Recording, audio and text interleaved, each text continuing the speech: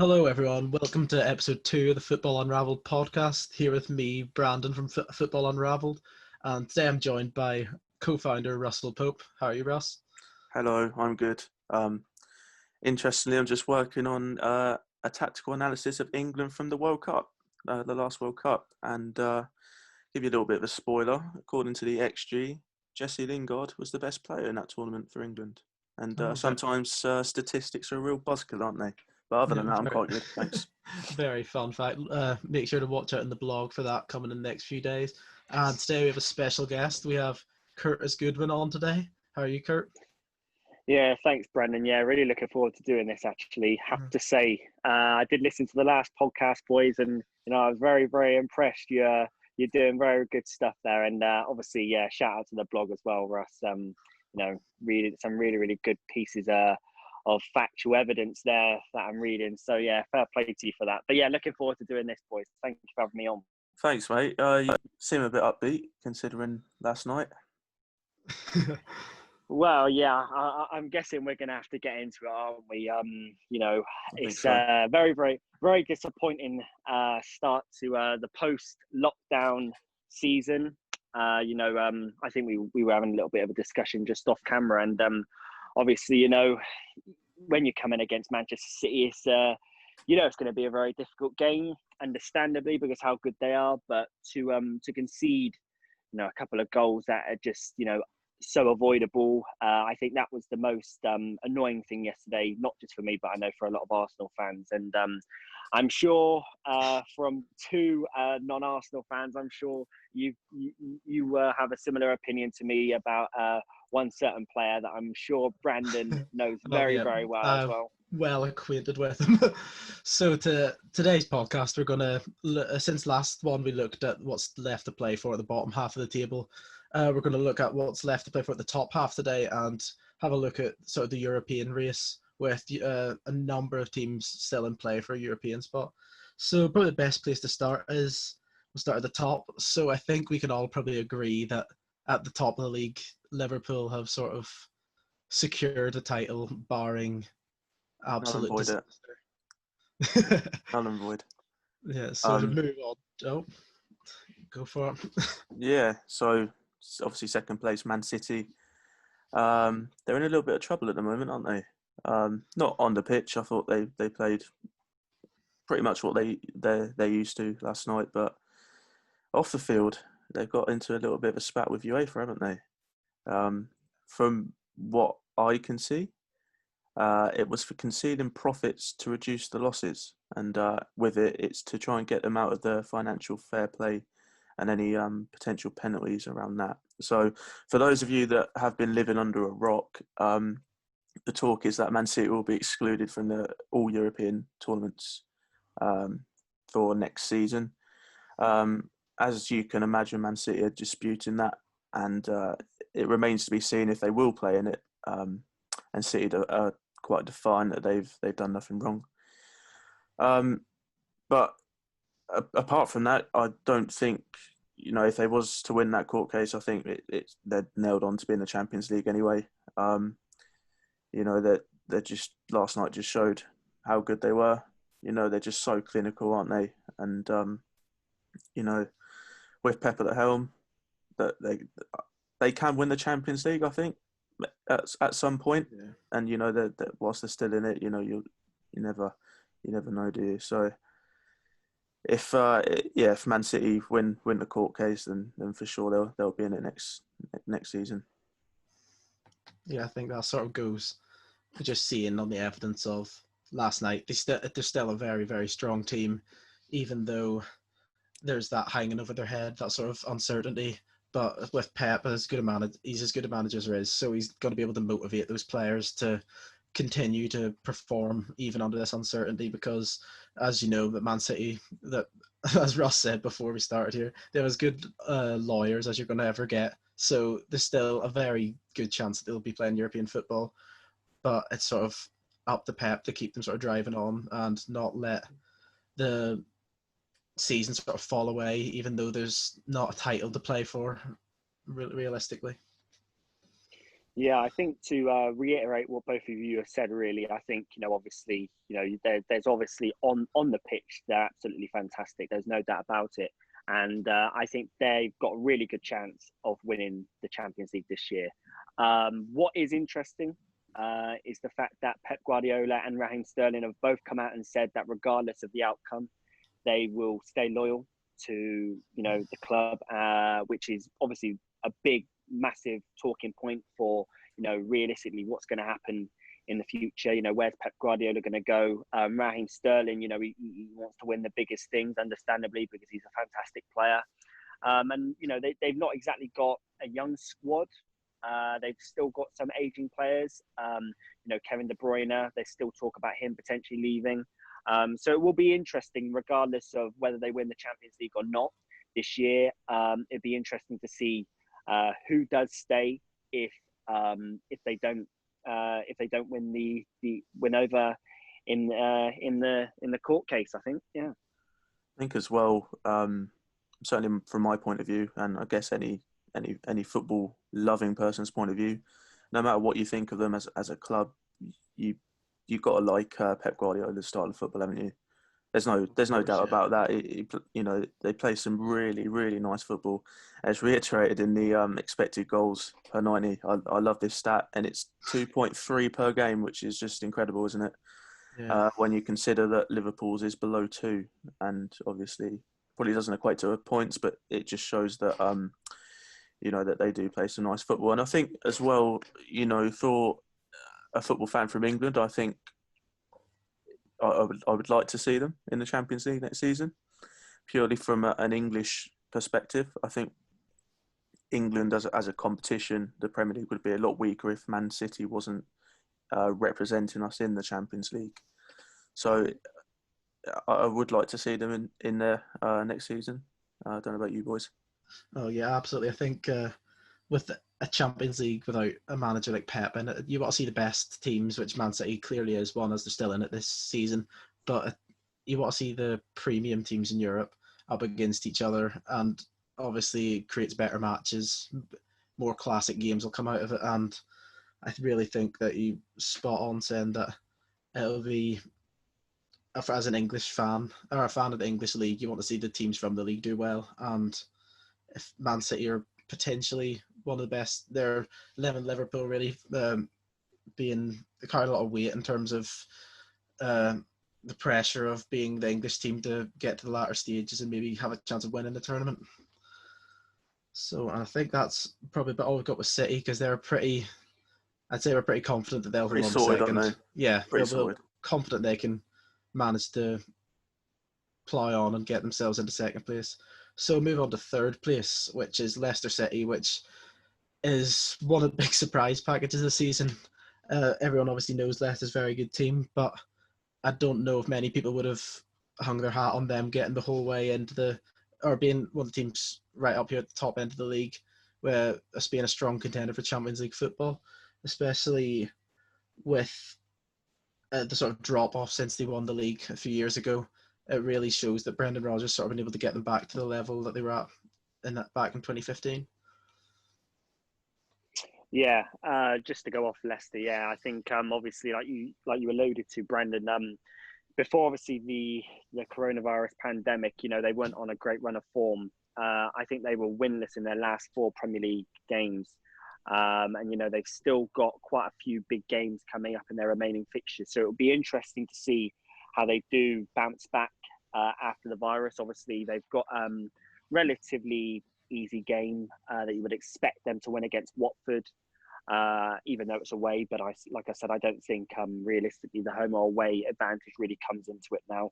A lot of the games are going to be based off of technical ability, and I mean, if you're judging 11 versus 11, I think Leicester should win that game. They've still got a few big games, like I said. So they've still got Arsenal, they've still got Spurs, and they've still got Manchester United to play, Sheffield United as well. So there's a few big games there that you really would be interesting to see how they do. Vardy's only 1 goal away from reaching that 100 club as well. So he's going to be gunning for getting to that in that illustrious club, definitely. And I think realistically, going off the season, I think nobody deserves to get anything, but I certainly think that they've been one of the best teams this season.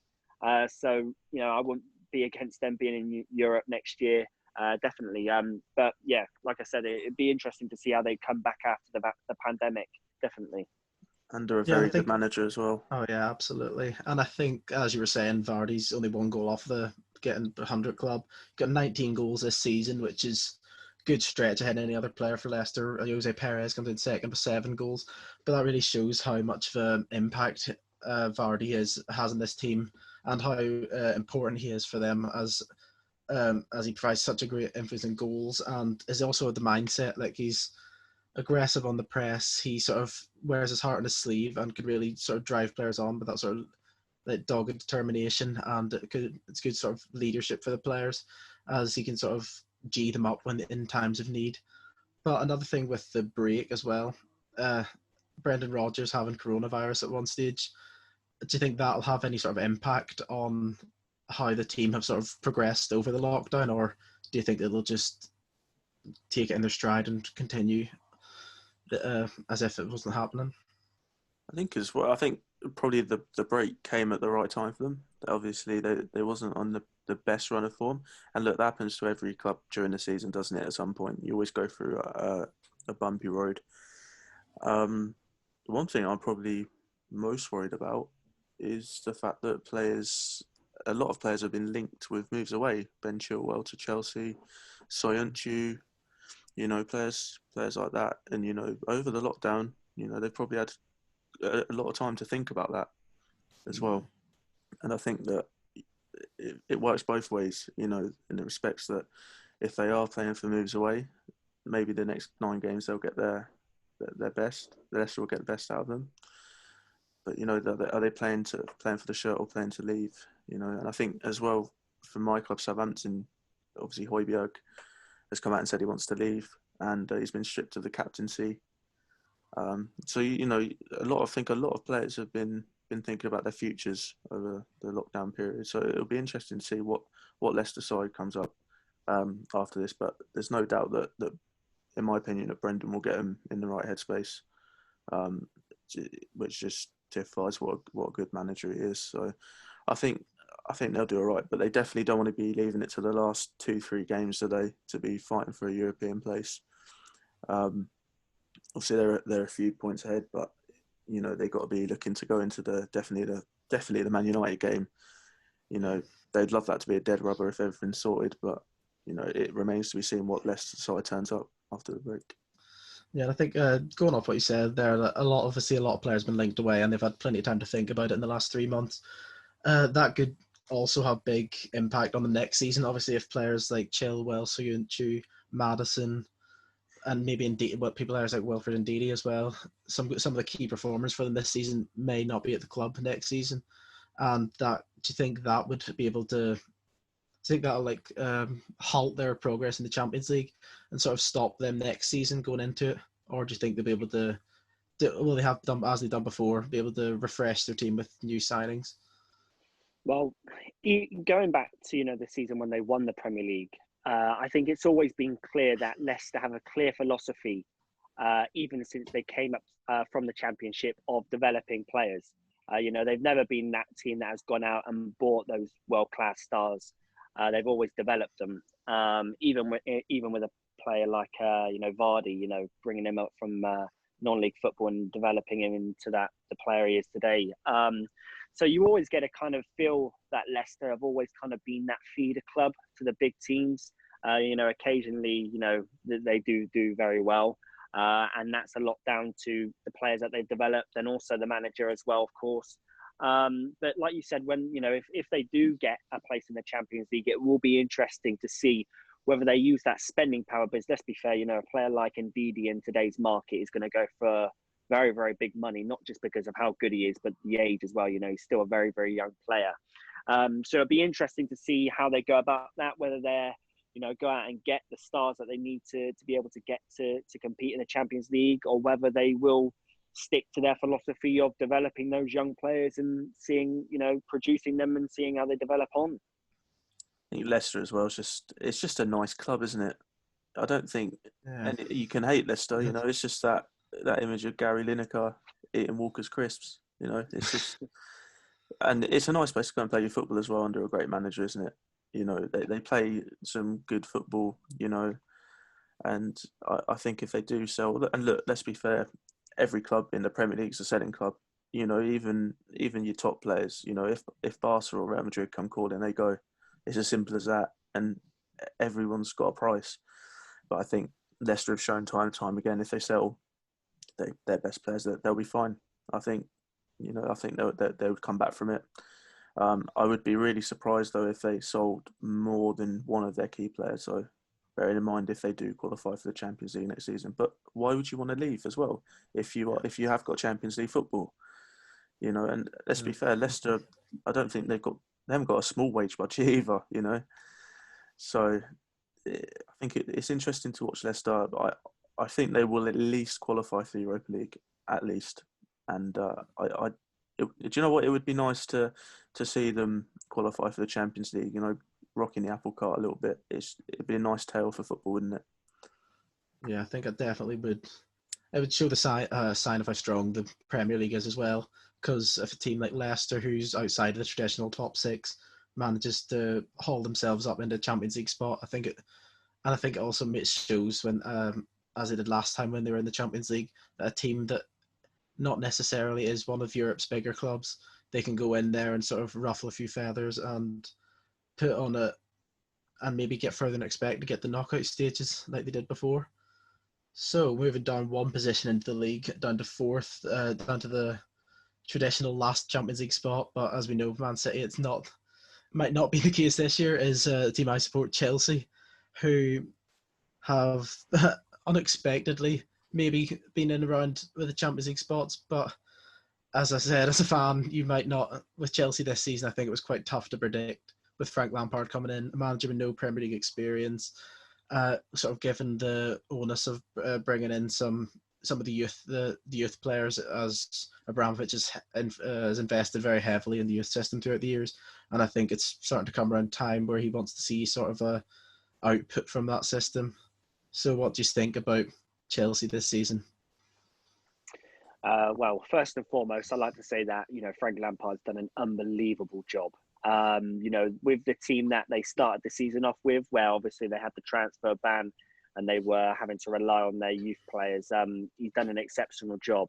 And then now to be seeing them being linked and signing the sort of players that they're signing, I think is a massive credit to how well he's done this season, because let's be fair, no one expected them to be in the top four, potentially not even within a European spot. I think that's what a lot of people were saying at the start of the season. So it is going to be interesting to see what happens with these youth players that are going to be that have been used this season.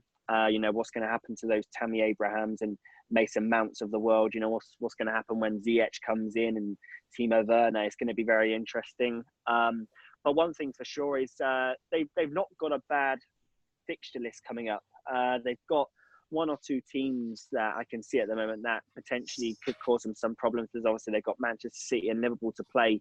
But the rest of the teams there, you know, you kind of look at the list and think potentially Chelsea, you know, should be favourites to win those games. So it'd be interesting. But yeah, I think Chelsea are definitely going to be a force. Potentially if they don't get into Europe this year, definitely by next year, they'll definitely be a big force. I think from an outsider's perspective, I think alarm bell started ringing after the first game of the season before they were against Man United. But fair play to Frank Lampard. He's really, I don't want to say he's turned it around, because I don't think he should be judged after one game, but with what he's done, you know, they play a nice style of football. You know, attacking wise, they're brilliant. Defensively, there's questions to be asked there, but I think that's probably what they need to focus on. You know, now that they've got Werner, Ziyech, and I think Chelsea's probably one good defender away from being a real threat to the, you know, the maybe not champions, but you know, to being you know, safely, let's say, into the Champions League places. Yeah, and I think with, as you said, about the 4-0 loss at the start of the season, I don't say it's exactly a turnaround, but I'd say compared to last season under Sarri, I think the whole atmosphere at the club's completely been flipped on its head, because Sarri came in promising this Sarri ball that was going to be this attractive, stylish type of football that had got him so far with Napoli. And I think when he came in, I think he got a harsh sort of treatment in his time at Chelsea. I don't think he was that bad, but I just think the expectations are always so high, because him coming in after Conte is always going to be quite a tough one to follow, because Conte came in and as such revolutionised the league, bringing the three at the back over, playing such good football, working producing performances out of players like Victor Moses and players like Alonso, who'd played for Bolton and Sunderland, who'd not quite been seen as up to scratch. But Lampard's came in and managed to sort of get almost a feel good feeling back. I think some results have sort of caused for worry, like the 4-0 to start the season, but I think that it was a sort of a growing period for the team, because obviously with such young players in the team, and the spine, like Tomori's came in as after Lampard knowing him from his time at Derby, same as Mason Mount have came in and not really looked out of place in the Premier League after being Championship players last season. Same with Tammy Abraham coming in with 13 goals. I do just think the only issue for Abraham has been that maybe his form sort of dried up a little bit. He scored an awful lot of goals in the first half of the season, and I'm not sure in the stats, but I know he's not been firing at the same rate as he had been. But I think with the depth and the striker position at Chelsea, not necessarily top drawer strikers who are going to be 20 goals a season, but having Giroud to rely on has been quite a good sort of player to sort of help nurture Abraham into sort of the typical Chelsea striker. Like we've had down the years, we've had Drogba and Diego Costa, big physical strikers who can hold up the ball as well as produce the goals. I think Abraham's starting to sort of see that he has to be more than just a pure goal scorer, like he could have been at a Championship team maybe. And I think with Werner coming in, he definitely will have to keep his performances up to hold on to that central striker role. But I do think going into next season, if Chelsea can get in the Champions League, that'll also be a bigger draw for more players to come in, because even without the confirmed presence in the Champions League, we've been able to bring in Werner as of today, Ziyech, and then been linked and then heavily linked with players like Chilwell. I think it does sort of bode well for the future, and would say this season's been a big success considering there was so much uncertainty at the start of the season. Yeah, and there's been obviously a few question marks about their form recently, especially within 2020. But let's not forget that, they beat Everton 4-0. They beat Liverpool 2-0 in the FA Cup. Their away form in 2020, like I said, hasn't been great. But, coming into a post-coronavirus season, basically, that we're having at the moment, for me, like I said, I think the home and away advantage, I suppose, if you want to put it that way, I think it goes out the window.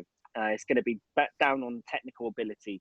And like I said, when I look at Chelsea's technical ability and the players that they have in their squad and the remaining fixtures that are coming up, I fancy Chelsea, I really do. And I think with the players that are coming in, they certainly could be a force in the Champions League next year. I'm not saying to go and win it, but to certainly put a few good performances in there, and also to definitely potentially not go and win the Premier League next year, but to definitely push City and Liverpool, I think, are going to be up there next season as well, definitely. I think as well that the guys at the board above, Frank Lampard deserve a lot of credit. I think there's been a real shift in the culture of the club. Traditionally, Chelsea have always hired managers that are, defence first, I'd argue. Even dating back to Ranieri, going on to Mourinho and then, Conte. And, I think that's, even with Sarri coming in, was quite a shift to a more positive style of play as well, I would say. And I think Frank Lampard's taken it to another level. I think if you probably ask Frank Lampard, he'd rather win 3-2 than 1-0, I think, to be honest. And he's made that commitment to play entertaining, attractive football. And, I think the board deserve a lot of credit as well for shifting the culture. And it goes a lot further than just Frank Lampard, I think. Yeah, so now we'll move on to fifth place, which could potentially be a Champions League place, depending on how the verdict of City's trial is. And we go the other side of Manchester. This team looking at Man United. So Man United is where do we start with Man United? I can't work out under Ollie if they're really good or really bad. And I don't mean that in a horrible way. They just blow hot and cold, don't they? I look at them in some games and I think, wow, some of the players they got as well. And then I look at others and I think that they tend to show up against the big sides, but they really let themselves down against, the lower opposition. And, I can't work them out. There's no doubt they've got class players, top quality players. But, then they just need that consistency, I think. And I think they will qualify for Champions League. Their fixture list is favourable, I'd say.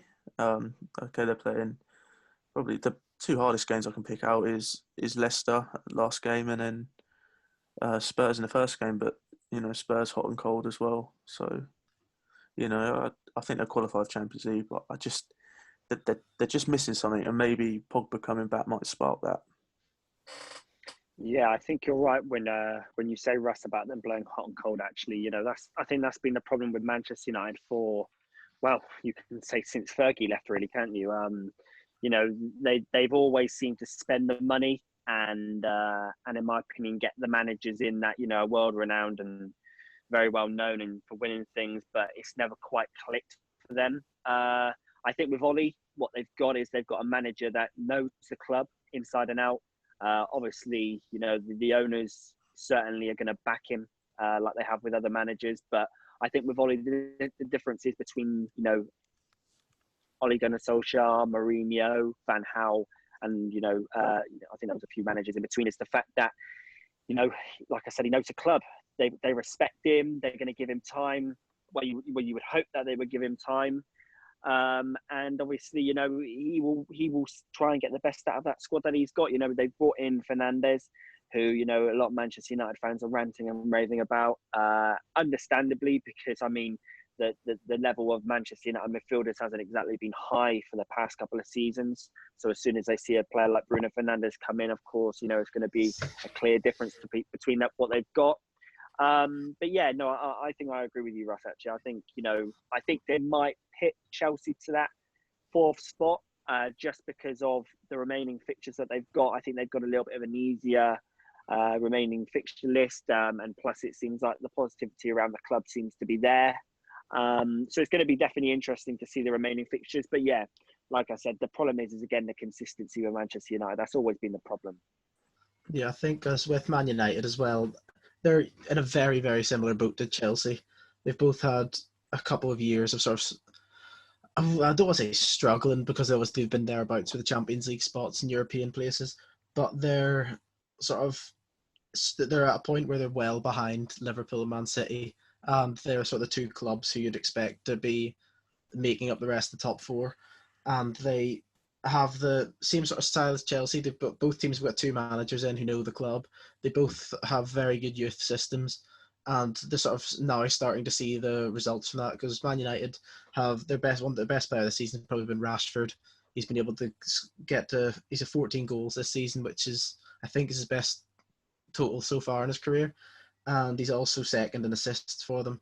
And I also think that other players coming in, McTominay has been quite a good player for them this season. Brandon Williams has came in at left back and has showed promise. And then Mason Greenwood as well has came in, got some goals. He's actually third top scorer in the league with 5 goals. And I think that they almost need the time to sort of let some of these players mature. But a lot of them are being forced into the first team role now, and they're putting in the performance to justify it. And as you're saying, Kurt Fernandes coming into the team lots of fans have ranted and raved about it, but he has been, since he's joined, he's had the highest who scored rating of any player at Man United, so he is sort of justifying the hype, and he's sort of seen as that player who's going to come in and partner Pogba in a midfield and hopefully give him sort of the confidence to get back to his best, because we all know that, as we saw Pogba playing for France, when you've got a system that suits him and allows to get the best out of him, he's one of the best midfielders in the world. He's able to score, defend, he can do a bit of everything.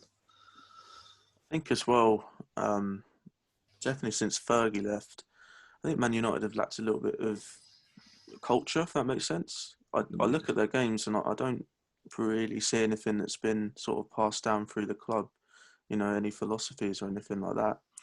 I think that Man United always, I know the main sort of philosophy of the club is to go and play attacking football, but if you look at Liverpool, you know what you're going to get. You're going to get high pressing. You're going to get counter-attacking football, and under Pep, you're going to have more possession based. The sort of possession triangle stuff like that, short passing. So I think maybe it wouldn't harm Man United just to try and get a little bit of a philosophy back, something that they can identify themselves with, which is what they had under Fergie. And I'm not saying that it would work. Fergie's culture would work under, or work for the team now or anything like that. But I do think they need to find something that they can identify with. For a club as big as Man United as well, I think they're probably big enough to have their own philosophy that you can see right from the bottom to the top, and something that is renowned, across football as a whole. Yeah, no, I completely agree with you, Russ, actually, about the philosophy side of it. The problem that I have as, I suppose you can say, someone outside looking in, is the fact that, a lot of Manchester United's philosophy was built off of bringing these youth players into the senior squad. And obviously, like I said, you've got a few players coming through now, like Brandon Williams and, Marcus Rashford, obviously, most notably. But what kind of frustrates me with Manchester United is the fact that, a lot of the fans will clamour for the fact that they need to bring these youth players in to the squad, but then, it comes to the summer and they end up spending 300 million. And I kind of think, okay, right, I'm not saying you need to stick with youth completely, or, don't stick with youth and go for that 300 million pound players. I'm not saying that, but I'm saying I think you have to find the balance. You can't expect these youth players to come in and play, and you say, they're doing really, really well, and then all of a sudden, bring in a player that's, worth 100 million. I think the problem is since since Fergie's left, they've struggled to find the balance. They haven't got, going back to peak Manchester United, in my opinion, you had those youth players in the dressing room and they were looking at those stars that they could really mold themselves off of. I look at their squad now and I think, I don't know whether those youth players that are coming through are really looking at those players and thinking, actually, do you know what? I aspire to be like him. I think they're actually coming into the squad and being asked a lot, realistically, at such a young age. So, I mean, for Manchester United as a whole, I think there's bigger problems, but certainly for this season, I think they've got a good chance of getting into a Champions League place this season, definitely. All right, so we'll now move on to what effectively could be the second or first Europa League spot. So, look, the team that has stopped me saying Leicester being the surprise package of the season is Sheffield United, who I'd be pretty confident to say none of us expected to be in contention for a Champions League spot, never even mind the Europa League. In my opinion, what Chris Wilde has done there is more impressive than Jurgen Klopp this season.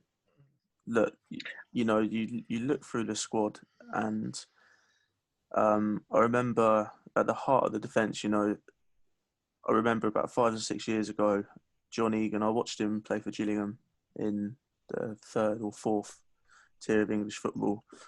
And, you saw it, you could see he was good, but, you just could never have expected him to be sat, 6th in the Premier League. And a lot of that squad has come through from the Championship, hasn't it, as well? You look at Billy Sharp started last night. He was told he wasn't good enough for Premier League football. And look at him now, they haven't got any superstars in that side either, have they? And it's just sort of testament, that, it goes back to the old saying that hard work does beat talent when talent doesn't work hard. And it goes to show, again, a philosophy, how important it is to have that in there as well. You can identify how they play. They're 5-3-2. That they just give them some credit as well. They're adventurous. They're not just a sit back team and we'll play for a 1-0. The overlapping centre backs, which is been widely spoke about. But they've got some good players. They haven't got superstars, but when you're in a well-oiled team like that, it does go to show that if you work hard, you can achieve great things. And I said about it Leicester earlier. It puts the feel-good factor back into football, doesn't it? Oh, yeah, absolutely. I think that's when you've hit the nail on the head by saying that there's not some of these other newly promoted teams. If you look at Villa, have Jack Grealish, who's clearly a standout player. Norwich have Pukki and Buendia, who are sort of ones. But if you look at the Sheffield United team, it's more just a cohesive unit rather than one player who can maybe get them out of it. The teams like Chris Wilder has them so finely tuned. They've conceded the second least goals in the league, only behind Liverpool. But sort of that by doing that, it means that they don't have to have that person scoring 10, 15, 20 goals, because their top goal scorer is John Fleck with 5 goals, with Les Mousset and just behind also on 5, which really shows how, as a team, the system sort of prevails rather than the star players. And I do think, as you said, it's the absolute feel-good story of the season. It's nice. It's how fitting is it to see a team like Sheffield United up in the Premier League, managed by Chris Wilder, who's a fan of Sheffield, and just seeing them in this sort of fairy tale position where there's a very realistic chance that we could be seeing them on at least Thursday nights next season. I think as well that I was watching the game last night, Sheffield United against Aston Villa, 2 managers that support their local sides. And you just think, in all the money that is flogged around in football, all the imports that you get as well, I think it's just nice to see stuff like that, isn't it? It does sort of bring that community feel back to, the Premier League, where it's broadcast to every single country in the world. The point is valid, It's such a global game that it's nice to see sort of people from the community in the football, in the clubs. You know what I mean? No, I think you're completely right, Russ, when you actually say about, Chris Wilder being up there for the manager of the season, definitely, certainly in contention with Jurgen Klopp. I think the problem is, speaking from kind of, a coach's perspective, I think English coaches really do get undervalued when it comes to a lot of things within, especially world football, let alone European football. When I look at what he's done with those overlapping centre-backs, I mean, if for instance, Jurgen Klopp had started, using that, I think, they'd be all over social media. Look how well Jurgen Klopp's done with these overlapping centre backs. But I don't think Chris Wilder gets enough applaud actually potentially go down this season. That's what a lot of people were saying. So to be in contention to actually be up there, with a Champions League spot, I mean, that's amazing. Interestingly, their only defeats in the last 13 games have only come up against Liverpool and Manchester City. So I mean, they're 2 teams that you wouldn't expect them to win against. So certainly form-wise, I think they're doing all right. Like I said, I don't think they get Champions League this year, although certainly a Europa League spot I come back. I think, I think Champions League might be a little bit, of a reach for them. But I think, I'd like them to get Europa League football. But I do struggle for them next season if they do get Europa League football. I don't think they've got a massive squad with good strength and depth. And I think that everyone talks about that second season syndrome as well, don't they?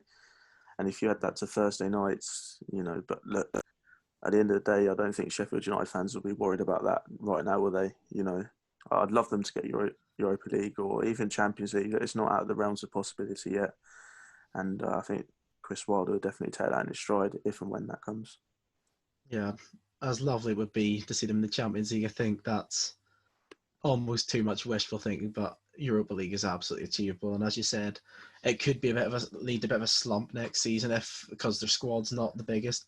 But I would hope that if they qualify for Europe, that would maybe give them enough of a money and sort of draw from the sort of flex the financial muscles and maybe bring in a few players to bolster that squad to allow them to not just be in the Europa League, but at least maybe get to knockout stages. Because as you know, and there's been bigger shocks than a team like Sheffield United going far in the Europa League, you see every year a team from all the back end of nowhere in Europe can manage to get right in deep into the competition. But I just hope that they'll be able to keep it afloat in the Premier League next season. So now going on to one of this season's Europa League teams. In seventh we have Wolves.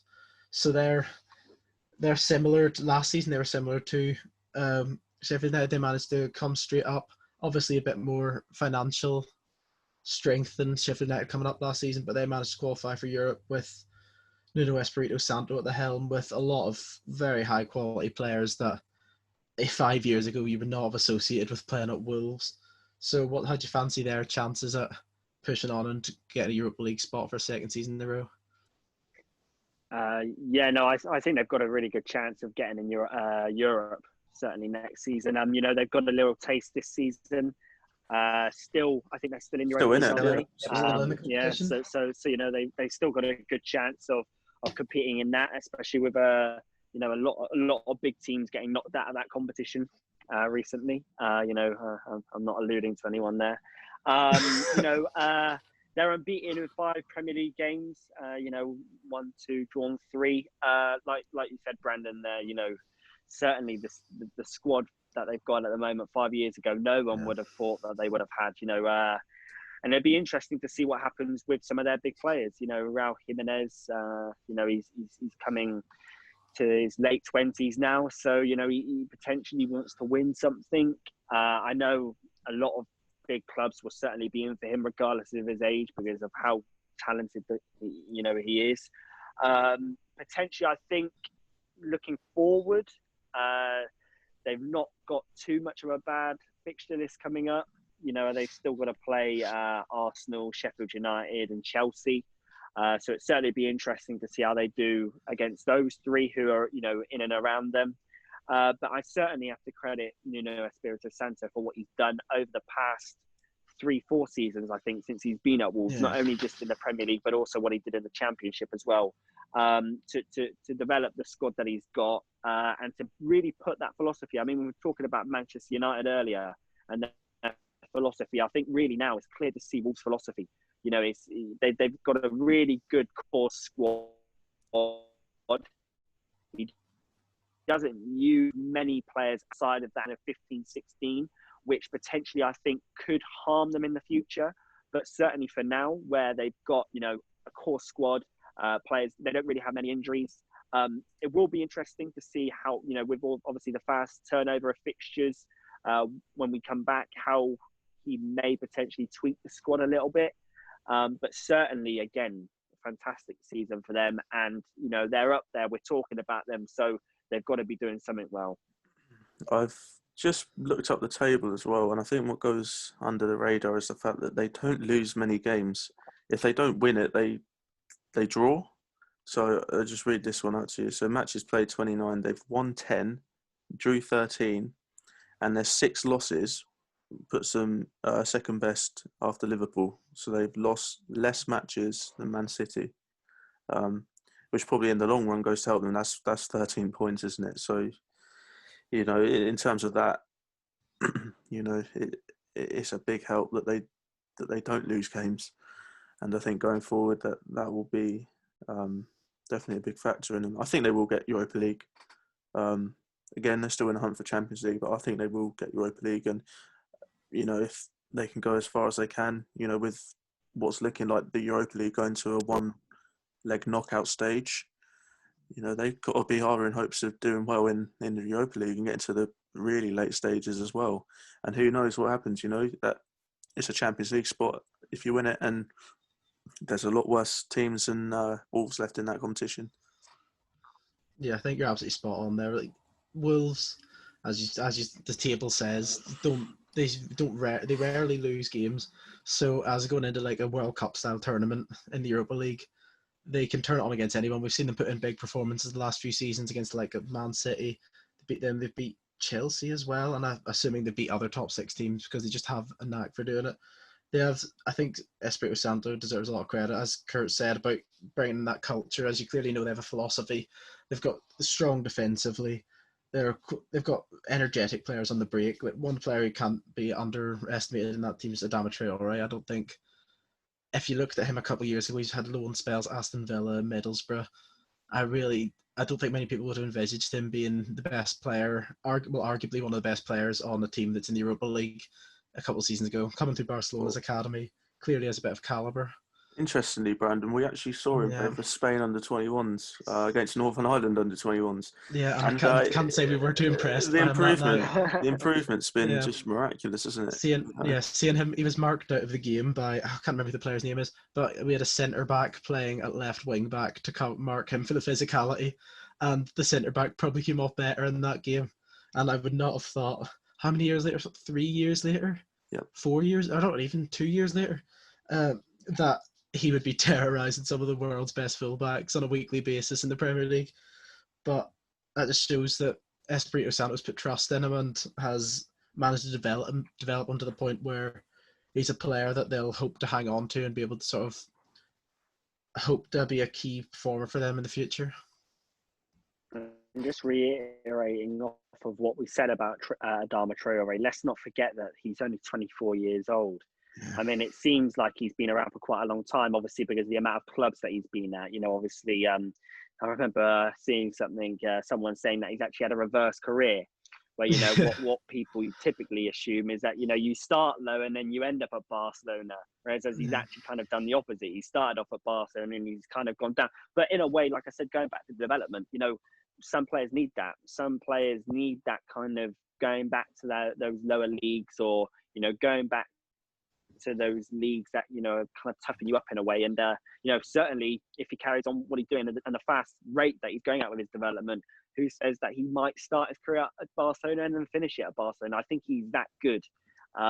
So yeah, again, credit to Espirito Santo for getting the best out of him, and I'm sure there's more to come. I think you got that bang on with the reverse career. He started out somewhere at Barcelona, and that's not the kind of place that you can have go through the whole youth system. La Masia is obviously famous for bringing through so many technically gifted players, and Adama's not really, if you're to think about like top three words to describe him, I don't think you'd say technically gifted is one of the first three. You'd always talk about how physically good he is, how good he is at beating the man, how powerful he is, but he clearly has something there, and just maybe that toughening up in playing the Championship for a few seasons with Villa and Middlesbrough has really sort of allowed him to take his game to the next level. Because obviously if you see him, he's as heavily built a footballer as you're going to see, and someone who's that big and strong normally isn't that fast, which is quite a dangerous combo, especially for a player like him who has the capability to score some goals. He's got the most assists in their team, so he's obviously got the crossing ability, and he's able to, with a target in the box like Jimenez, it's quite a deadly combination.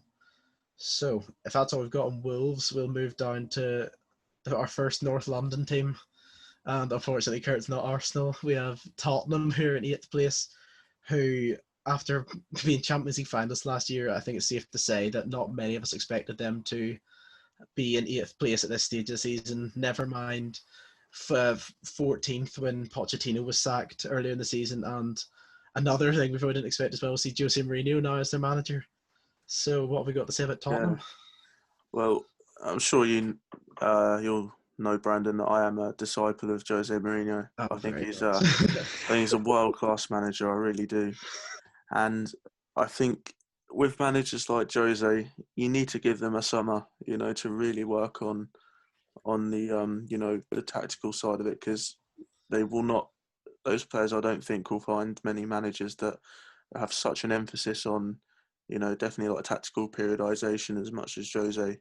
So, you know, it's about that understanding, and I think next season that they will get it together, you know, and I think that for next season there will be a good side challenging for the top four again.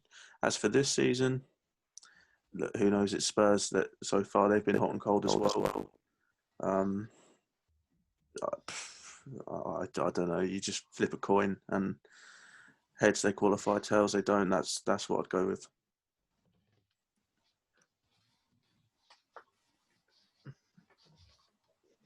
Well, it's interesting, Russ, to hear that you're disciples, because I have to admit I'm one of those people that don't have a huge opinion on him, as you can probably assume. But I respect what he's done in football, of course I do. But, you know, he's certainly not someone that I would want to have dinner with. What is interesting is once Poch left, if I'm being brutally honest with you, I didn't assume that they would ever go to a manager like Mourinho, because in my opinion, if you're coming up with kind of like a table, I think you've got Pochettino on one side and you've got Mourinho on the other side. I think they're two completely different managers, both very good in their own respect, but in regards to their beliefs and values, completely different. So, for example, Spurs realistically have never been a money club. They've never really gone out and spent that massive amount of money that you potentially would expect them to. So for them to get a man that spends a lot of money in, it didn't really click with me. And also, plus on top of that, Mourinho's never been a massive advocate for you using youth players either. Brandon, I'm sure you know that at Chelsea. Yeah. I think your average age of your Chelsea squad has always been pretty high. Yeah. And especially for a Spurs team that, in fairness to them, they do develop good young players that potentially may not stay in the Premier League, but certainly have successful careers wherever they do go. So again, it didn't make complete sense to me. But going off of this season, do I see them getting the Champions League? No. Do I see them getting Europa League? They certainly have a chance. I mean, I'm looking at their fixture list again, and obviously this Friday is going to be certainly interesting to see what happens there. Manchester United and Spurs are in kind of similar boats, in my opinion, as to where both the clubs are at. I think both of them are at a crossroads at the moment. So it'll certainly be interesting to see who comes out on top of that. Plus, on top of that, they've still got to play Arsenal, still got to play Leicester. So again, they've still got a few big games in there that will really define their season. That hasn't been great. In regards to next season, it's going to be interesting again. You're going to have these massive stories about who's going to leave.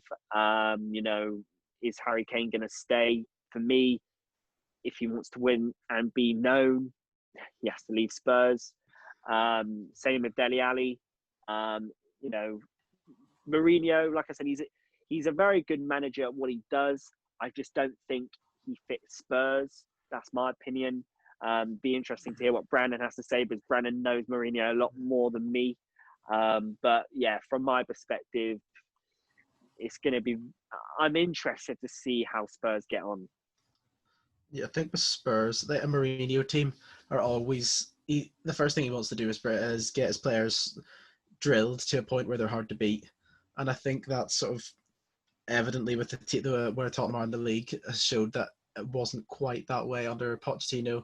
I don't know what happened in Tottenham between getting to the Champions League final and the point where they're 14th in the league and Pochettino was getting sacked, but clearly wasn't very good. And Mourinho coming in, I think they're one of those teams that this break could be a very positive impact, because if you look at Mourinho's a manager who wants time on the training ground to develop the system, find players who work in the best places, and also maybe see some players that maybe not play in natural position, but he can find somewhere for them where they'll work for the team. And that, given these 3 months, he definitely is all. Well, they obviously haven't had the whole time, but at this stage, they've had enough time where he can maybe get a mini pre-season in to sort of figure out what he wants. And I think one of the other things that can sort of, we've been away from football now for just 100 days when it started again yesterday. I think it's easy to forget that Harry Kane has been injured for a good portion of the season. He's only on 11 goals, which Harry Kane, you'd be expecting 20 any season he's fit. And I think that Son as well was away for his 3 weeks on military service, which is the kind of situation that you can't really account for. It's something he has to do and get out of the way. And they clearly have a good team. If they're getting to the point where they're in the Champions League final, they're easily capable of qualifying for the Champions League in any given season. But this season, clearly results haven't gone their way. There's been something internally not right. And I think that almost having a year off European football could help them a good bit. Like Chelsea, and when we first had Conte, it gave us the chance to maybe have a run at the league that we would never have had if we were playing the Champions League and having to play midweek football. And I think Tottenham could easily have that sort of experience next season, because Mourinho's a manager, as we know, he's won the league before. He's won it 3 times, and he's won virtually everywhere he's been. And I think given the lack of distractions of European football and having to worry about team rotation, if he can get 15, 16 players that he can trust and rely on, and as a core group, he could definitely like do damage next season. But I do think that this season Champions League, I don't want to say I completely rule out because they're only 4 points off Man United in fifth, which could be a Champions League place if City don't get in. But I think Europa League is far more realistic goal, and I think it is achievable considering that if you look at their fixtures, there are plenty of opportunities to pick up points, and if they can get a result against Man United, that would really sort of close the gap on them. And then the two biggest challenges they have after that, they have Arsenal, which it's a derby, so the result could go either way. So both teams will be obviously fighting for that with the positions they're in.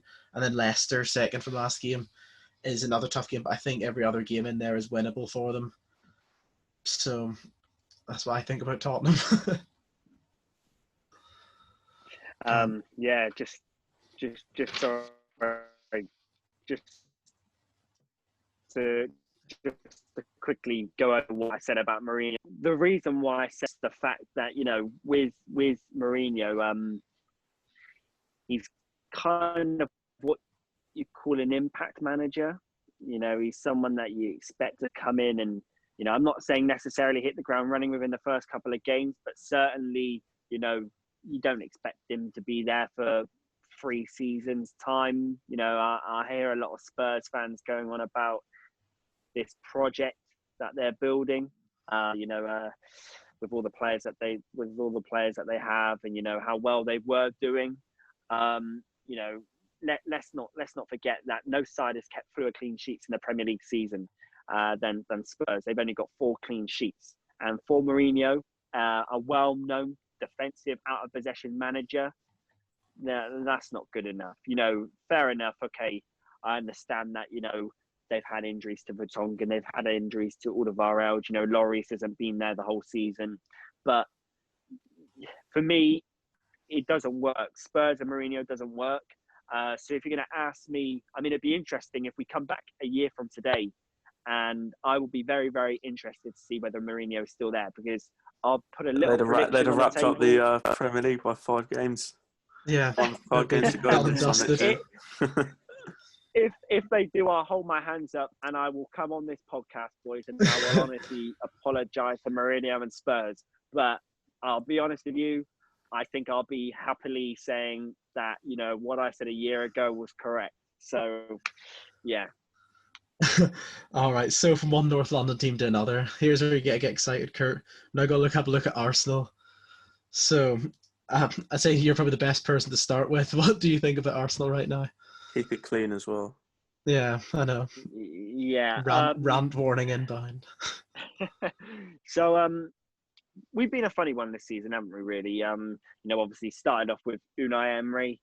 I've had a lot of debates with a lot of people about this guy. I'll be honest with you, last season when he came in, we went on that 22-game unbeaten streak. I thought, okay, I could see something there. Obviously came to the end of the season and, we were in a really good position to get Champions League. We either got Champions League through the Premier League or we got Champions League through the Europa League final. Obviously, we completely messed it up in the Premier League, losing home to Crystal Palace 3-2, drawing at home to Brighton 1-1. And the pressure was really on Emery to really perform and to see what he could do in the next season. Obviously, the summer transfer window was really, really good. Everyone was really positive about the signings. There was reports coming out that Arsenal only had 45 million to spend. And then all of a sudden, we spent £72 million on Nicholas. Like, where did that money come from? I've got Belly has been an exceptional buy. And then you've also got £1 million for Mr. David Luiz. And obviously, like you both said, I'll try and keep it as clean as possible about his performance last night. But again, I said it to you at the start. When we went into that game, I didn't expect anything. I don't think any Arsenal fans expected anything out of that game, let alone a point. But to lose in the margin of goals that we conceded, it is really painful. The game didn't start off to a exactly great start. 2 injuries within 20 minutes. That obviously hurt Arteta's game plan going into the games. Thankfully, there are 5 substitutes that you can have now, so it didn't really affect it in that terms. But I think tactically, it kind of ruined our game plan. And then to concede a goal, Russ, I'm sure you agree with me, to concede a goal before half time, it's kind of, in a way, the worst time, because it changes your halftime team talk just all over, especially when you can see one guy. I mean, there's a big difference between 0-0 and 1-0. I'm sure, I know you agree with me on that. So, yeah, I mean, going off of last night, it was disappointing. But going forward, do I expect us to get Champions League? No, I don't think anyone does. Do I think we've got a chance of getting Europa League? Yes. Do I want us to get Europa League? I mean, it's sad to see that, you know, a lot of Arsenal fans nowadays know that is quite painful for a club like Arsenal. So, I mean, I'll hand it both to you that are going to be, I'm sure, very impartial. It'd be interesting to hear what you have to say. I think the overriding feeling is that David Luiz has played his last game for the club. I was watching the Sky Sports coverage last night, and I think it was Joe Lindescott said he'd offer him a new contract just out of the experience, the experience he's got. But mate, if an experienced centre half was doing that, like, I think I'd play the kids. I've always said that David Luiz is a better holding midfielder than he is a centre back. I rated him when he played holding midfield as a destructive midfielder that has a little bit about him when he was obviously at PSG and Chelsea under Mourinho. But look, Arsenal's just a weird one, really. Look, there's no doubt that they're one of the biggest clubs in England.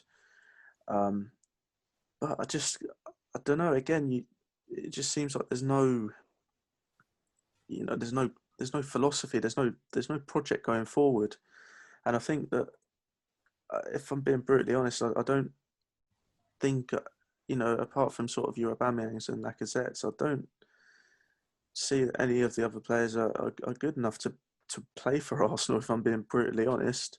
You look at the team you've had over, the last 20 years. I mean, even, sort of the last couple of years of Wenger's reign, they were a lot better than what this side is now. And I think Arsenal fans, it's come back to bite them a little bit, especially the ones that are hounding Wenger out, because the grass isn't always green on the other side, and we see that so often in football. Yeah, I think it shows as well that with the hiring of Arteta, I think it sort of showed like a trend of teams hiring managers who know the club. Like with Chelsea and Lampard, Solskjaer at United, I think it's all the clubs are starting looking for longevity and trying to get someone in the sort of to have a spell at the club, sort of like Sir Alex or Wenger, or even like if you look down the league at like people like Eddie Howe at Bournemouth, he's brought success to a team by being there for years, and he's been able to work with them throughout. And I think I sort of feel sorry for Arteta in that game last night. I think the first half they set up well. I think he was smart. He obviously knows City well from his time there, and Pep speaks really highly of him, which I think is a good indicator to how good he could be, but it's just whether he can do it.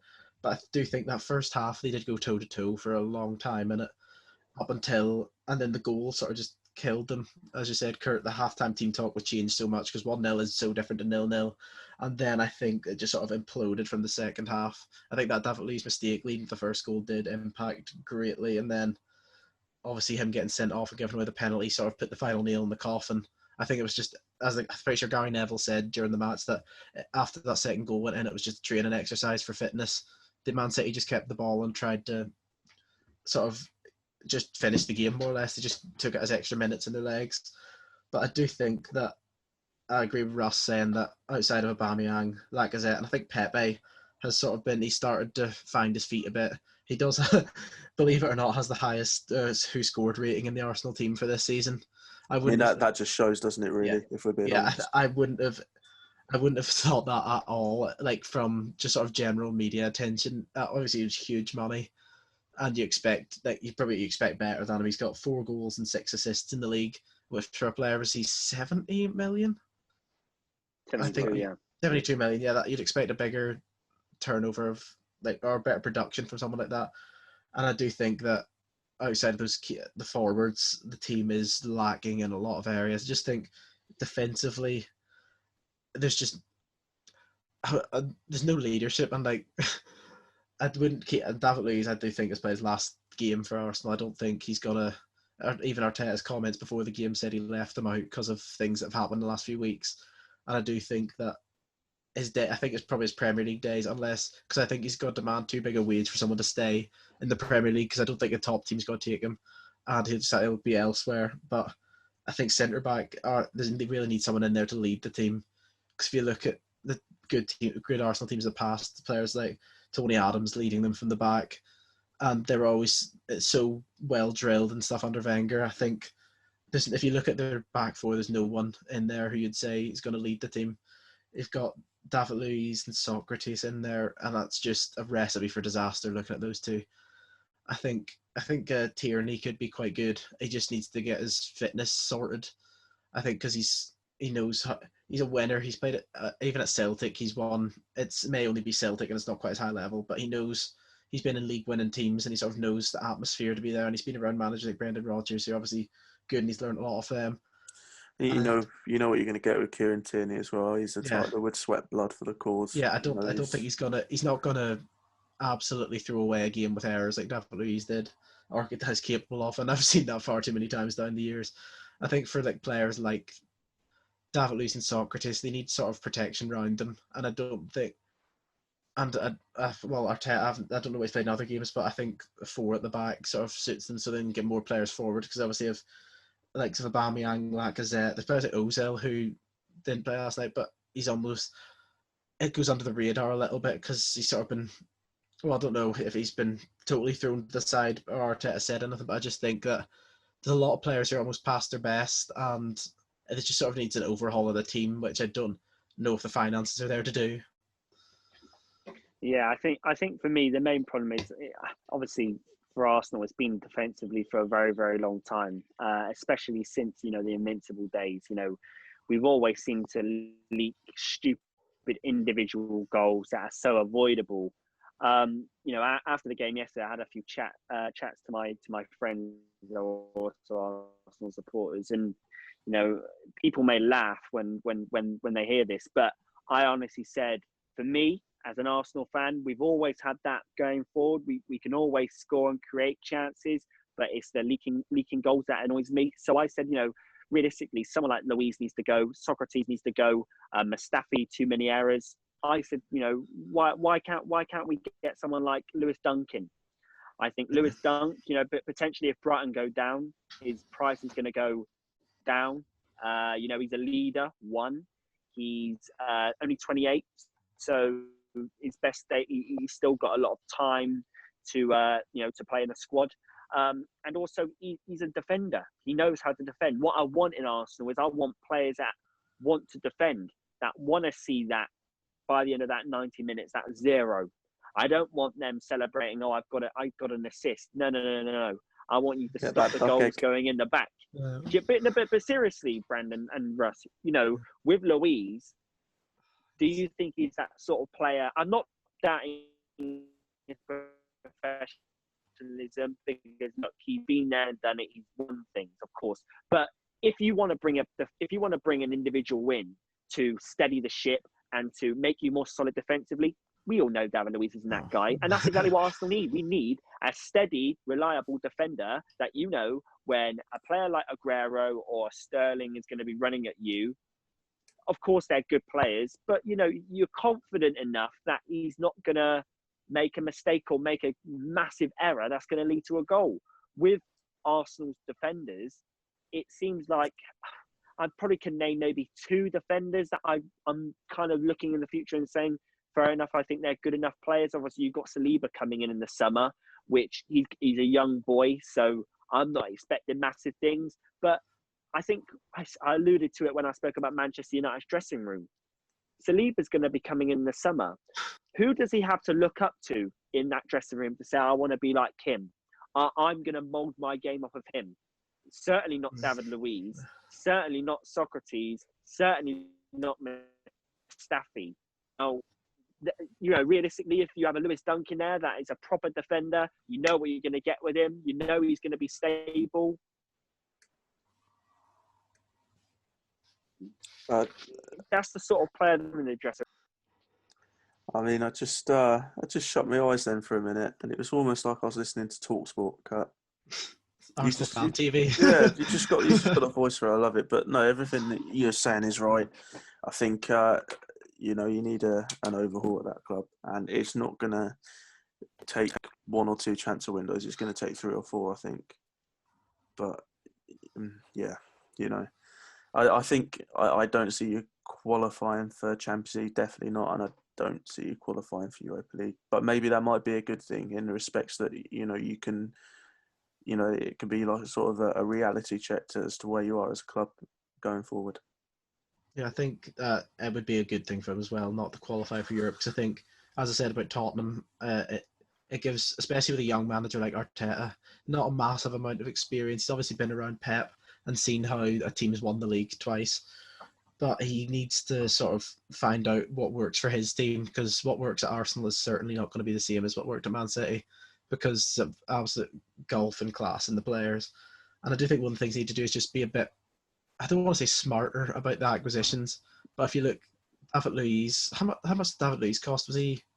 It was starting figure of 8 million, but recently it's come out that it is actually 18 million because of the agent fees and the wages. And obviously we all thought that it was a 2-year deal with an option to extend, but it was actually a 1-year deal with an option to extend. So yeah. And if you look at that, there's next to no value for money. You've paid 18 million for a player who's probably cost some points along the line that are going to be key because it's so tight up here.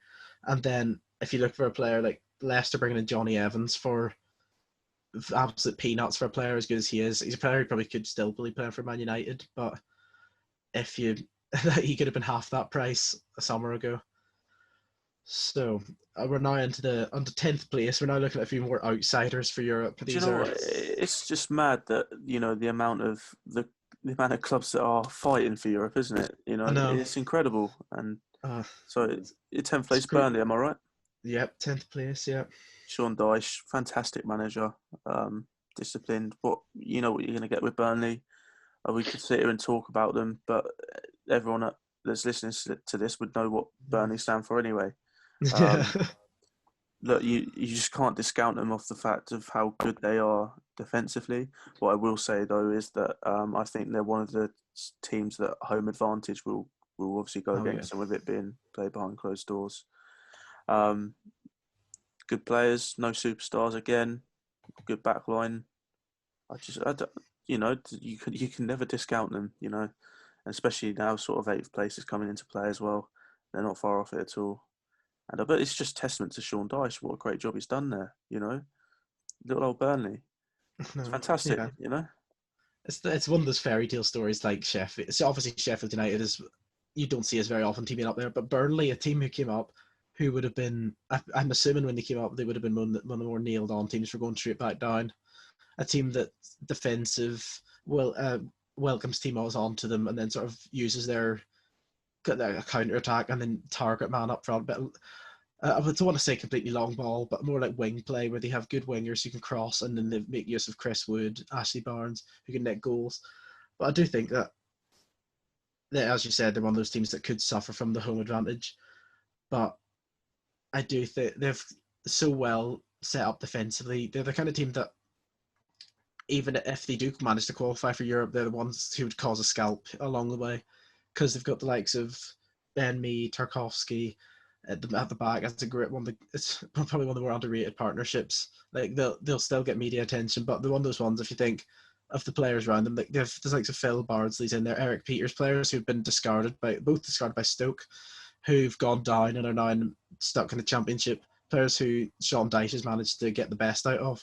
If you look at their team, as you said, there's no superstars, but Sean Dyche just knows how to motivate his team and get them to produce results that are that you wouldn't believe. And I think that they're only 39 points. They're only 2 points off 8th. So I don't think it's that unreasonable to say that they could qualify for Europe. And I do think it'd be, again, a really good advert for the English game to show that teams like that can qualify. Shows the strength of the league.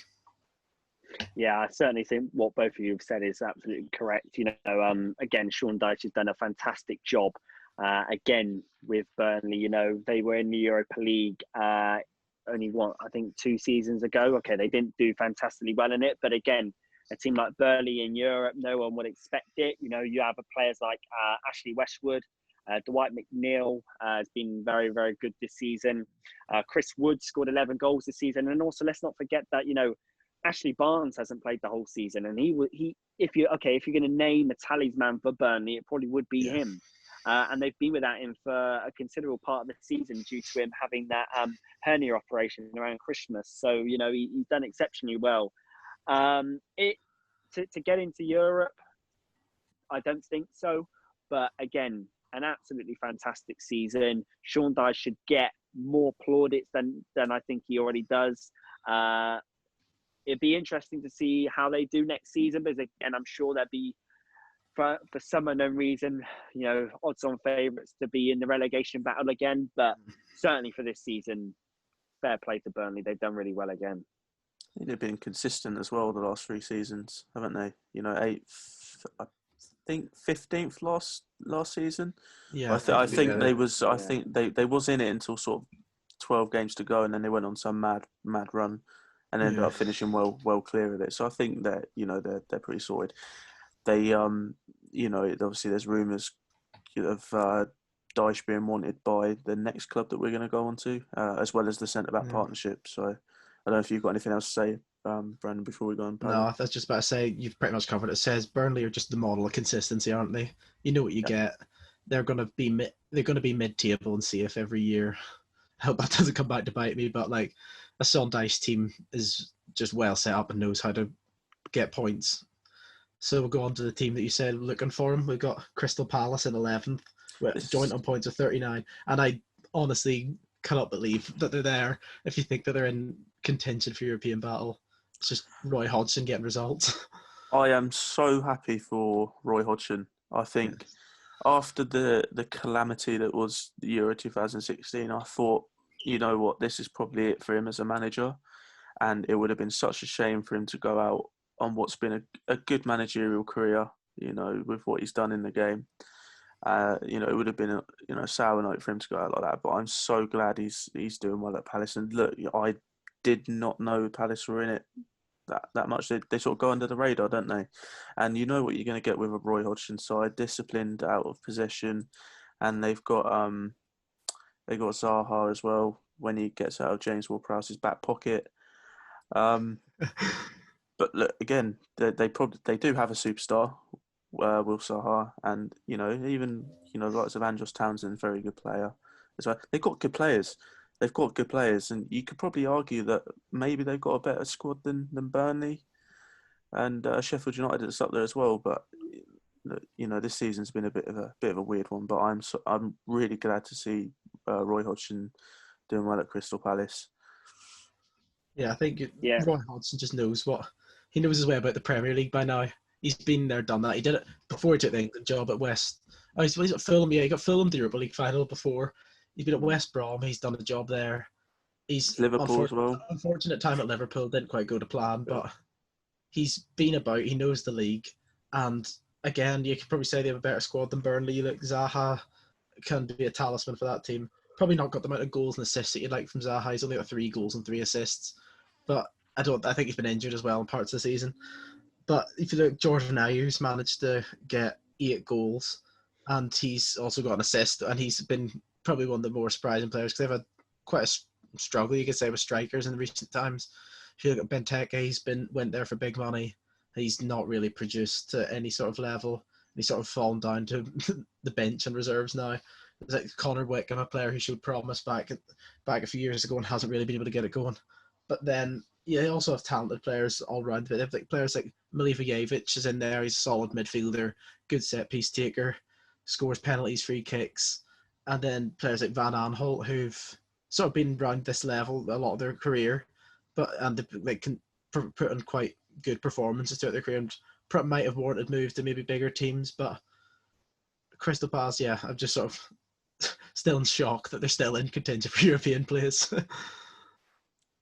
I think as well, sort of looking at the XG per 90. They've actually got the lowest out of every team in the running for Europe, with the expected goals per game of under 1.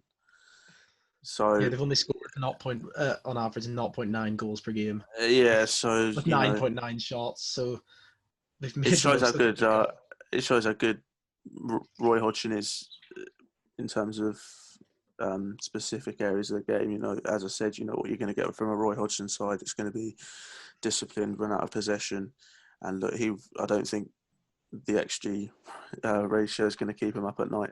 You know, considering where they are. So yeah, kudos to them.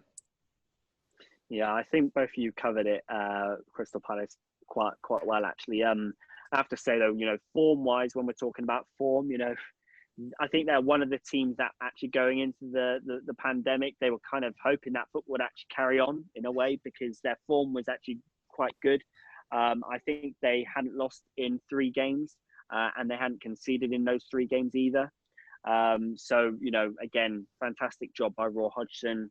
You know, when I look at their fixtures coming up, they've got a very tough fixture list. Brutal. I don't see them pushing any higher than where they are now, but I still think he deserves massive credit for what he's done. I mean, I think he's the oldest manager in Premier League history as well now, isn't he? I think he's 71. So, you know, I think his time is coming to an end, not because of, you know, anything that he's done badly, but just, you know, age, he deserves a rest for everything that he's done in his career. But certainly fair play to him and what he's done this season. Done very well with Palace, and yeah, I wish him the best in whatever he decides to do, whether he stays or whether he leaves. It'd be interesting. But yeah, fair play to him. Yeah, I think that about sums up Crystal Palace. They've exceeded expectations, and as nice as European football would be, I don't think it's with the fixtures left. They have to play virtually the entire top 6. They got to play Liverpool, Leicester, Chelsea, Man United, Wolves, and Tottenham. So, and amongst that, they have Villa, Bournemouth, and Burnley. So this is when they get to the last 3 games and they're dragged back in it. Yeah, I know. Yeah. Top of the dotted line. After the first podcast, I don't think we need any more teams dragged down there. Or else there'll be another team for Pat to say to stay up. So, going on to our last team of the podcast. And as another weird team to talk about, we have Everton, managed by Carlo Ancelotti, who Everton, as per usual, they probably spent a lot of money and would like to be able to push on, but find themselves in 12th place. Just want to say what an absolutely fantastic piece of business is by Everton to get Ancelotti. In my opinion, the best manager in the world. Just for his adaptability. And, you know, what he can bring. Look, he's been to every big club in the world, hasn't he, if we're being honest? Oh, yeah. And it's a sign of the ambition, you know. And I think with Everton, they probably need to be a little bit more smarter with their recruitment. I think maybe it wouldn't be such a bad idea to look beyond paying your 45, 50 millions for established players that are 27, 28 years old. You know, maybe it might be a little bit, you know, good recruitment to look for 23, 24-year-olds that are rough diamonds, but that, you know, in a couple of seasons' time are going to improve, because, you know, the project Everton is not one where they're going to get Champions League next season. I don't see that happening, but maybe 2-3 years' time, that's when they can really look to be pushing for the top 4. And under Ancelotti, I don't think they've got a better manager in the world to lead them. It just purely because he can change his management to fit Everton, you know, and there's not many managers that can do that and be so successful. Yeah, I think you're exactly right there. Like, he's came into Everton, which it's probably the smallest. It's not unfair to say it's probably one of the smallest clubs he's managed, looking at his resume. But he's went in and he, like, obviously the ownership and board have been able to project, like, show him the project that they want for Everton, and it's been good enough to entice him to come to the club. And he's came in and he's managed to get some of the young players firing. He's been able to get Calvert-Lewin, who would have been more of a bit part player under previous managers, but Ancelotti's got the best out of him, and he's got 13 goals and he's your top scorer in the league.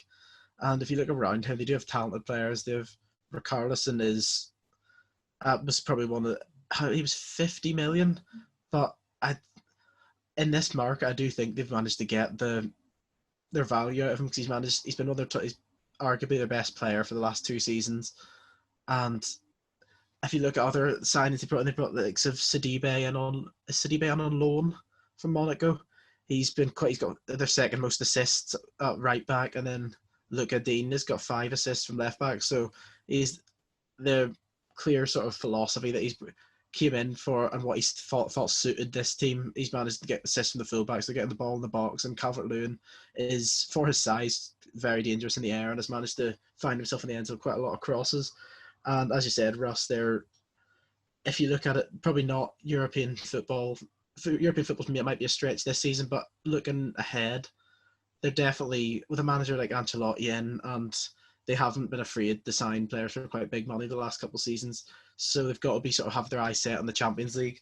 And I think realistically, the Europa League would be it's obviously a stepping stone, and that's probably a good place to sort of set their sights for the next season or two, because it is altogether realistic. Because as you have it, like most seasons, a top team will maybe not perform, or not top team, but a big team might not perform as expected this season, and they might be able to sneak in there at some stage. But I do think this season that Europe's might be just one step too far.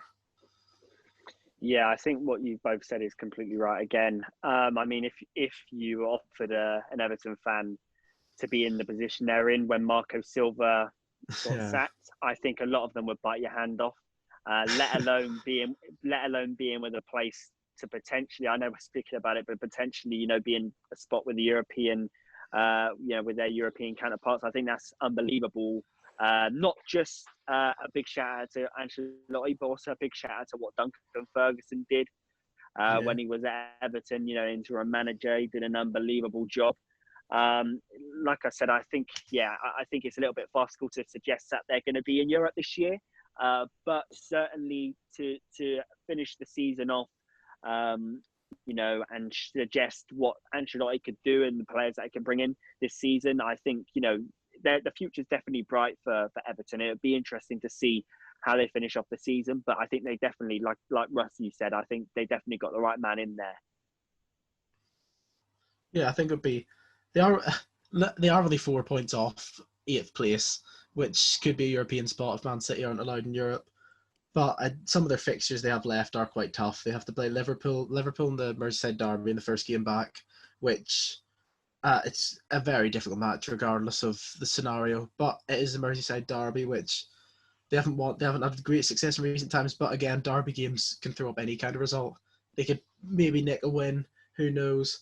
But I wouldn't say it's very likely. But they still got to play. They play Norwich after that, which bottom of the league still have something to fight for. Could be a tough game. Leicester, Tottenham, both good teams fighting for their European spots. Then they have a run of Southampton, Wolves, Villa, Sheffield, and Bournemouth, which is probably the best chance of winning games after in the run to the end of the season. Which, if results go their way, they could get Europe. But I do just think that they almost need that season to sort of get used to Ancelotti's management and obviously let him implement a system that he thinks will work for them. And again, as we've all said, they're under Ancelotti, and Everton are normally a pretty well-run club, so there's every opportunity for them to get into Europe in the next few seasons. Completely agree. Yeah. So, after looking at all our teams that we think qualify for Europe, I think we should try and predict who we think will finish in the European spots. So, I hate when you do this to me. Champions League, who we got? I haven't got my supercomputer to help me out here this time. I'm going to go out on a limb and say that Liverpool will finish top. Yeah, I think I might agree on that. Yeah, bold move. I'll have to agree.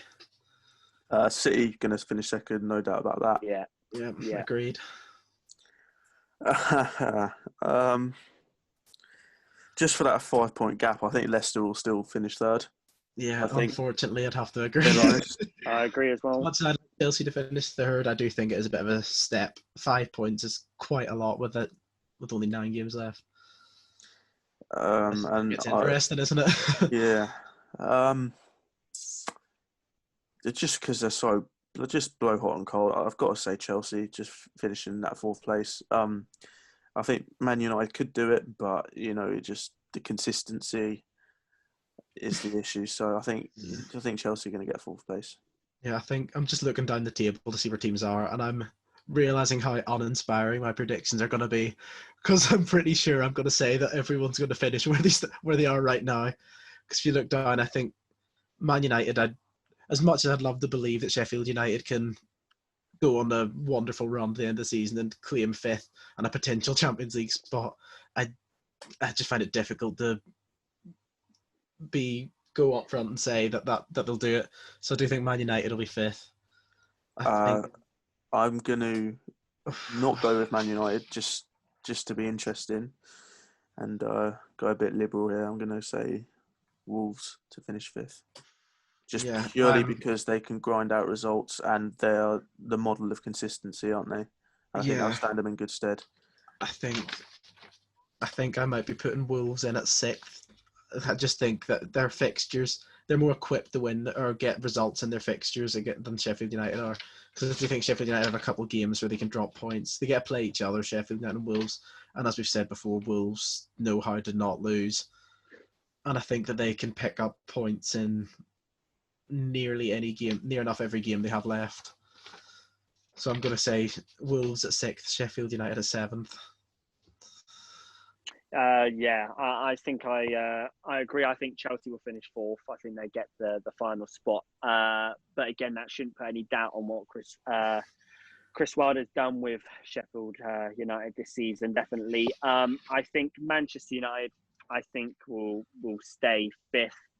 I think with Pogba coming back, I think it's going to give them a real boost. And also, obviously, it's going to be interesting to see how the youth players come through with that. I think obviously a toss-up between Sheffield United and Wolves for sixth and seventh. I think that's going to be a little bit of a toss-up there. And then I think Spurs. And Spurs will get the last place. Spurs and Arsenal. It's going to be a toss-up. I think I'm going to have to break your heart, Kurt, and say I think Tottenham will be it. For me, it really depends on. They've still got a few big technical difficulties fixtures in there. Have as well. Whoever comes out on top, more of the teams on top, I think will get it. Yeah. It's hard to argue against points on the board. Yeah, I think it's a toss-up between us and Spurs. If I just run you through what I'm saying. Yeah. So I think, as I said, Liverpool, City, Leicester, Chelsea, top four. I'm going to go Wolves, fifth. Man United, sixth. Spurs, seventh. Sheffield United, eighth. And I'm just waiting for some incoming abuse from Sheffield United fans for that. So comment below. And comment your abuse below. Yeah, feel free. But look, what we do know is at both ends of the table, it's going to be very exciting the last 9 games, isn't it? Oh yeah, absolutely. And at least it's not a dead rubber affair, is it? And it's what we like. Yeah, at least there's plenty left to fight for. Yeah. We have down to 12th in the league fighting for European spots, and we have potentially the rest of the teams below that could be dragged into the relegation with a lot if they can't find any form. So these last 9 games should hopefully have plenty of excitement in store. And with that, I'd like to thank you for listening. And Curtis, do you want to plug your podcast? Yeah, thanks very much. So we've got the Next Goal Wins podcast. The first episode's out already.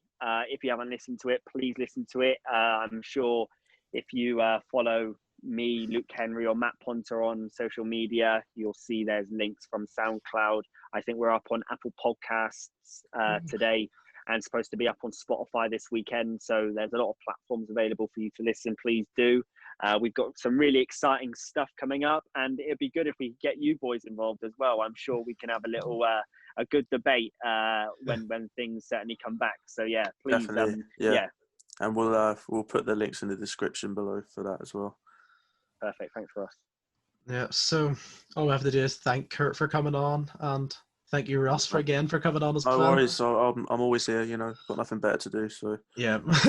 And remember to listen out for the one coming next week, and to look at the blog for any new pieces coming out across the next few days. We have plenty of exciting and obscure Quite a few topics on the way. Quite a few coming out soon. So yeah, there's a few buns in the oven. They'll be ready soon. Thank you for listening.